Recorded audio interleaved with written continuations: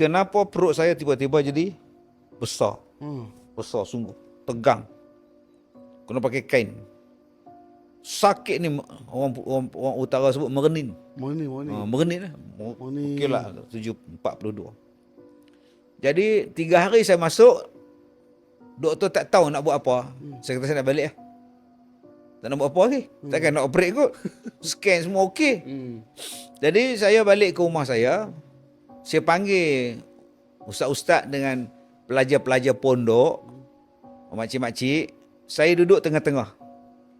Saya duduk atas kursi, duduk tengah-tengah, depan saya tu ada air. Dan makcik-makcik ni, okey, Hajah baca surah ni, Hajah baca surah ni, kamu baca surah ni. Okey, bulan Ramadan. Kemudian balik, dengan balik saya ambil air baldi ni, saya mandi. Saya campur dengan bidara. Daun bidara, apa semua ni, saya mandi. Waktu tu orang azan maghrib, saya tak puasa. Baru balik hospital, tak puasa. Isteri saya, anak-anak, buka puasa. Jadi saya mandi, saya tekan perut. Tekan perut, keluar jarum. Keluar jarum? Macam ni. Keluar.